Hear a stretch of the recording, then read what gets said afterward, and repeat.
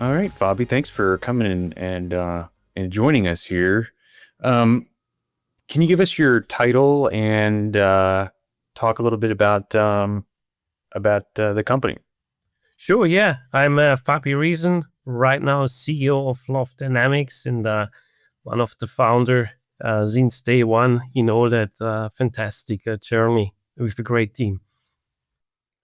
That's great. That's great. So last week, or maybe been 2 weeks ago now, you all had a very big announcement here in the U.S. partnership with Alaska on a new VR 737 simulator. Can you talk a little more about that? Yeah, definitively. Yeah, indeed. It's a gigantic step we are doing. You know, um, Loft Dynamics entered the market by basically introducing virtual reality in qualified FSTDs, flight simulator training devices.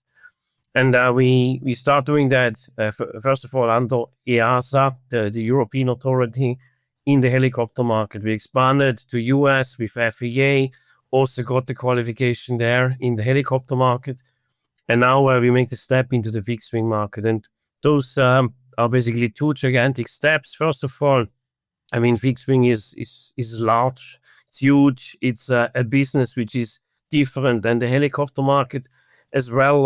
We are introducing what we call the multi-crew using virtual reality. So it's going to be a gigantic step in regards of technology, but we are looking forward to it.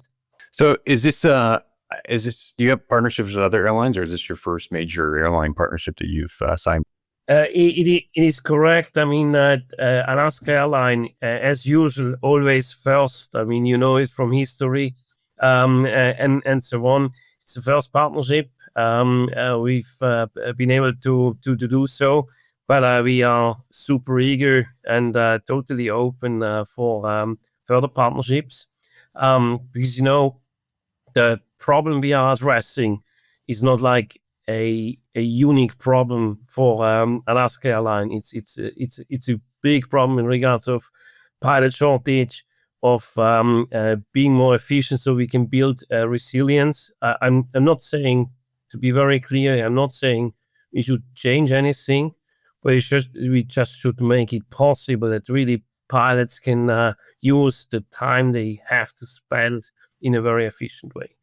And from that point of view, it's also another part, the demographic change on the pilot community. I mean, it's new generations are getting in. It's not so cool anymore, like in my age, where everyone at primary school was for sure to become pilot person.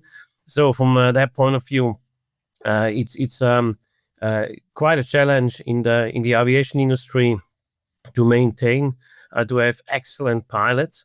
Plus, I mean, everyone knows sooner or later eVTOLs are entering the market, needs even more pilots. So from that point of view, it's right now the latest time to bring in some innovative things to make better and more efficient tools for the flying instructors and the pilots. Got it. So talk a little bit about, you know, what does this look like to a pilot, right? Sure.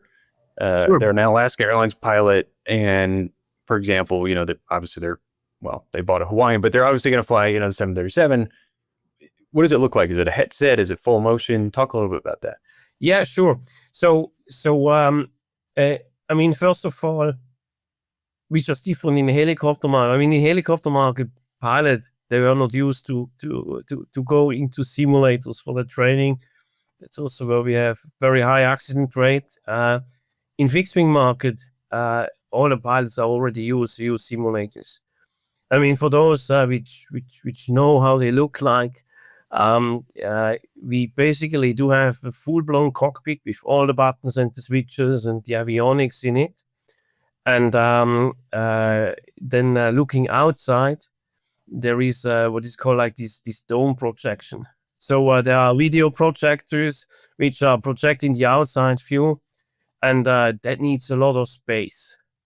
In addition, if we have this whole cabin together we also need to have 6 degrees of freedom motion underneath, so the whole bubble needs to move. So at the end, we are in a 3-story building size and so on. Now, what's going to change for the pilot? Basically nothing from all the capabilities. So we still have all the buttons and the switches. So you have touch screens, you have everything, and you can operate them. I mean, they are real. You have the full haptic. What we actually do is we replace this gigantic dome projection, and by replacing this gigantic dome projection, we are having a couple of new possibilities. So first of all, we remove the size. So there is no 6-7 meter diameter dome projection needed anymore. We just have the VR glasses. Second thing is we get much higher quality from a visual system point of view, because if you have a projector projecting the outside view and the pilot is moving the head a little bit, it stays projected. So in a way, like in our interview, if I'm just not moving and you move the head, I'm not going to move like this. But if you will be in the room with me and you will move, you would see that my body is moving in with the background. It's actually a visual system which is not only big, it's actually wrong. It's not representing the real aircraft. Now, what's also added in the visual system is you have a 360 view, so there is no limitation anymore on the side. So in all direction the pilot is looking. So it's going to be quite a nice improvement. And now what we actually do is we separate the haptic from the visual. That means those things I don't need to touch. They don't need to be there. They can only be visual, which gives much more possibilities. Now, in the setup, yes, same like on the traditional full flight simulators, you also have 6 degrees of freedom motion system. It's actually much faster, much more agile. We had to do that in the helicopter market to be closer to flight data, and we just proceed now with them in the fixed wing world as well, because we don't have anymore this gigantic balloon to balance, which is from a physics point of view very challenging. We have now everything embedded in the motion platform, and the cabin is having the same size, so you can have you have 2 pilots side by side. You can have instructors, observers, and so on. But we don't need that dome projection anymore. And the very, very last thing which is changing is, in order to board a traditional full flight simulator, there were like those bridges, and then you can walk in, bridge needs to go out, and then the motion system starts to move. In our case, we just get it down to the floor and you walk in, so no need for a bridge anymore, which is, ballpark is like 4 times less square feet or square meters and 3 times less in the height. So it's basically volume based. It's 12 times less what you need there. So airlines, Alaska, I know for a fact, included, they spend tens of millions of dollars on these big full motion simulators, like you said, the ones with the bridges. Where does this technology sort of fit into that? Is it complementary or is it supplementary? Well, time will show. What I want to say with that is, from Loft point of view, we are sure it's going to be the next generation of simulators, and it's not going to happen today. It's not going to happen tomorrow, but maybe the day after tomorrow. What I mean by this is the capabilities are all there, and a lot of additional capabilities. So we are not making any compromise to what was there before. Second, we will have much more capabilities which are actually helping the flight instructor and pilot to get much more out of the simulator. And like simulator time is always quite limited. Yeah, and also like it's very timed. Sometimes people need to fly at 2 o'clock in the morning to get a simulator slot and so on. Think about this is not needed anymore because the availability and accessibility is there. I mean, just like with the H125 helicopter, which we qualified back in 2022, we have now already 25 times more training capabilities. Now, is the oversaturation of the market? No, it is not. It is just like allowing to have it in a much easier way. So that's basically something we believe is going really to. I mean, it could be in the first phase complementary, but at a certain moment, it's going to replace them. We are sure. Got it. So, you talk about, you actually made a really good point. A big constraint, especially during COVID, but even now it's still a factor, was um, sim time and these airlines being able to get pilots in the simulators. And like you said, some of them have to fly at 2 a.m, which for an airline pilot isn't uncommon, but it's sort of inconvenient. Do you think this technology, as you roll it out, with Alaska and maybe some other airlines, can really help ease that constraint? Yeah, for sure, because already from a space point of view, which is needed, from an operation point of view, from a cost point of view, it's going to be less than what it was before. And from that point of view, it's already allowing with just maintaining same price tag, it's allowing to give much more training capabilities. So this is definitely helping to that. And we also go in the direction that what we call the home training kit. I mean, you saw that also in the announcement.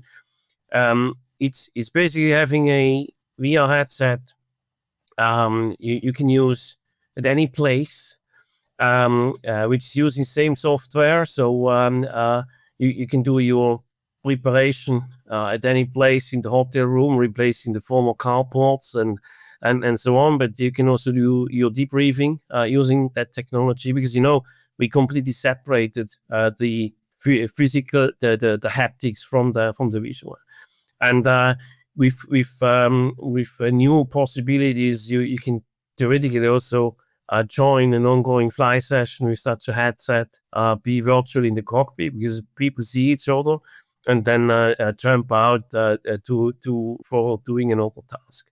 So the flexibility is going to be much nicer there because the whole idea is not to reduce cost and get less hours or whatever. It's actually to solve the problem from the shortage we are having, and don't make any compromise in a way like, okay, we don't have we don't have available accessibility of an FSTD, so let's try to reduce it. That's not the idea. Let's make it possible. That's basically the approach we are doing. Got it. Now, so you talked about, for your helicopter side, you have EASA and FAA approval or certification, I guess. Is that the case with fixed wing too? Or are you all still working to get FAA approval for that? Yeah, well, I mean, we just started with the whole project, so we don't have any product out yet. So I mean, with the announcement, we started this. But yeah, we fully dedicated to get it through. The nice thing is that from a qualification point of view, whether it's a fixed wing or a helicopter, it's no big difference. And also the nice thing is that typically helicopter are a little bit more tricky and a little bit more challenging to go there. So I'm confident that that the team is going to manage that as any other new product we are getting out in the market. That's great. So talk a little bit about, I guess my last question for you would be, what's the roadmap look like for the 737 simulator and actually getting it into the hands of Alaska's pilots? Yeah, this is a very good question, and I mean that's basically also like I would say call to action because um, back in 20 19, where we had the idea to get a helicopter FSTD qualified using VR technology. There are a lot of papers and speculation. It's not possible to do so because I cannot operate the cockpit. Well, then let's find a solution to it. Or we will not get a helicopter pilot using a simulator at all. And there are a lot of theories, and I think there are millions of reasons why it didn't work out. But there is only one reason: is like, okay, let's stick on what we have in regards of regulations and standards. Execute it with the new technology as a product and get the pilots on it. And we do exactly the same, like what worked out perfect in the helicopter market, also with fixed wing. What does it mean? We are right now building the 737 and the 320. We call it an MVP, which is like a minimum viable product. That means it's not the final product. We immediately qualify, but that's a full-blown simulators. And right now we already have a couple of airliners which subscribed. So what they will do is they will send their entire crew with their syllabus and training thing onto that. And in there, what we are doing there is we are happy to identify all gaps to do so. But we also discover together new opportunities. And last but not least, we collect the data, which afterwards will be used for the product to qualify it. And it's I would say a very typical approach if we are entering something new, is not making like a top-down thing and then just push it forward. Let's get the end user into it. This is always the part which is I think the most successful. Listening to the end user, and by this I mean the pilot students and the flight instructors. It's going to be very, very important to have them on board.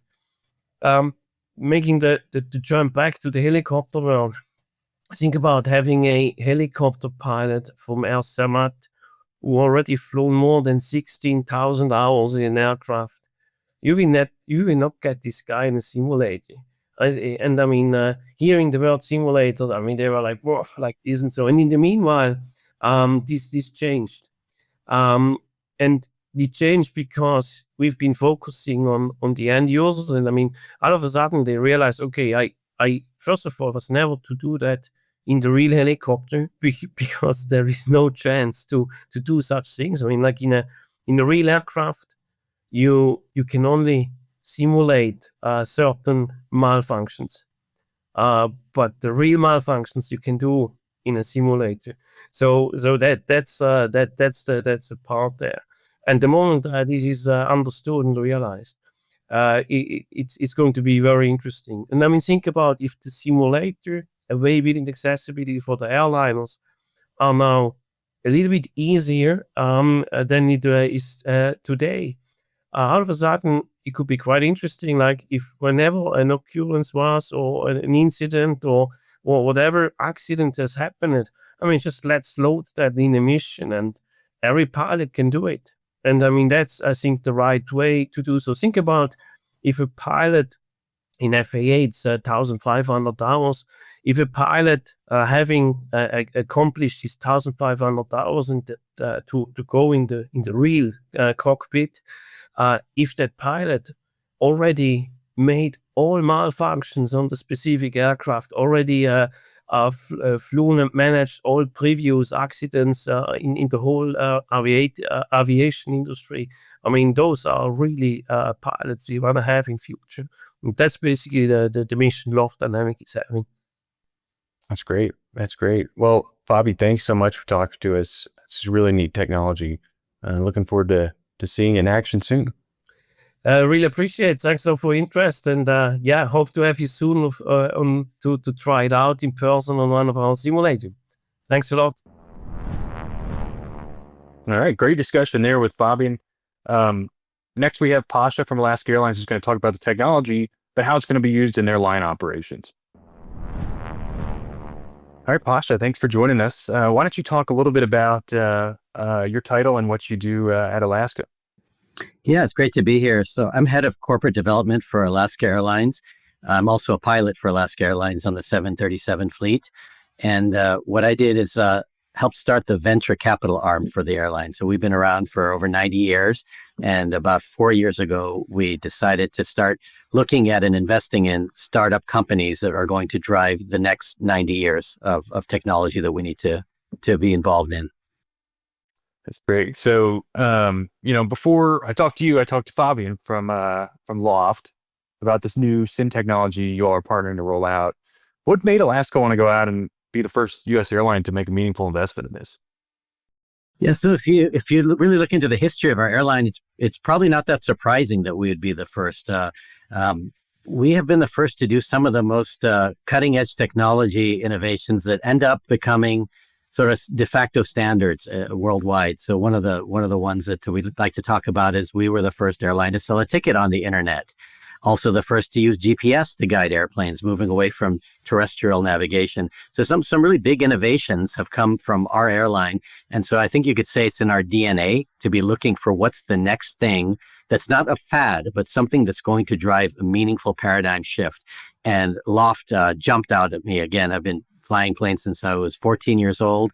I spent a lot of my life in simulators. The existing ones are fantastic. It's incredible what they can do. But I could see very clearly that this is representing the next horizon of what pilot training could be. And I was lucky enough to have a leadership team that believed in that vision. It's great. So, as you look at this product, can you tell us a little bit more about how it'll work and how it'll integrate into your current pilot training curriculum? Yeah, so it's important to understand that it doesn't yet exist in the sense that loft simulators are helicopter simulators. So the first step is to develop a fixed wing version of this, and that's a non-trivial task.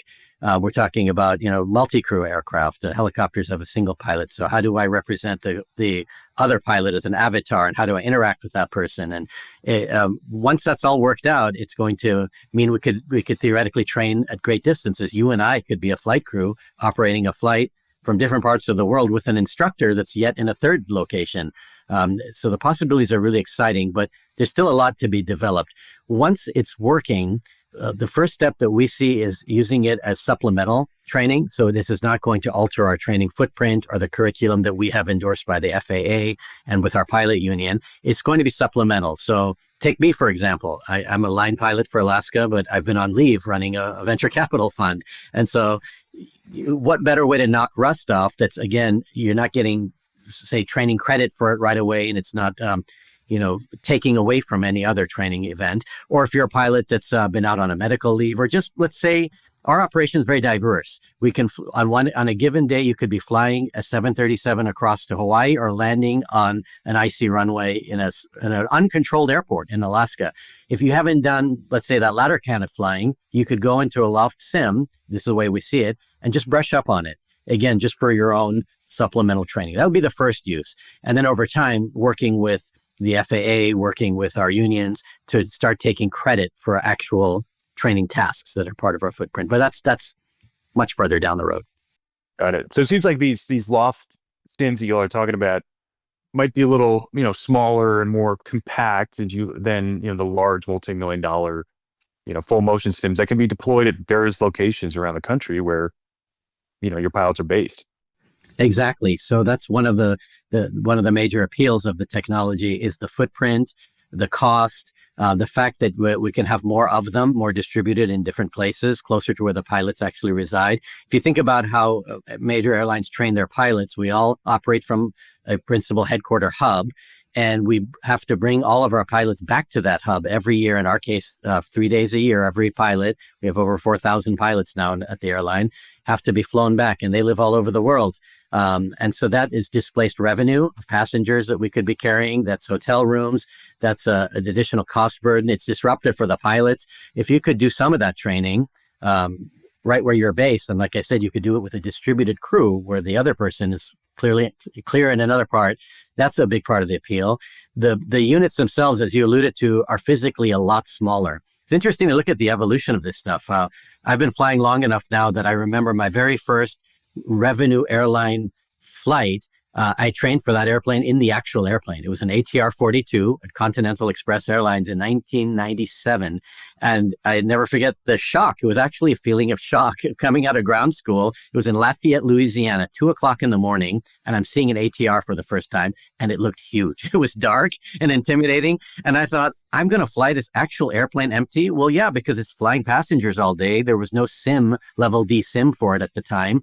And so you're going to fly an empty airplane. First of all, it's not the safest thing to do. You don't want to screw up in a real airplane. It's 2 a.m. and you're tired. And so watching that evolution to go to now you have level D sims for every kind of airplane, even really obscure ones, much less the ATR.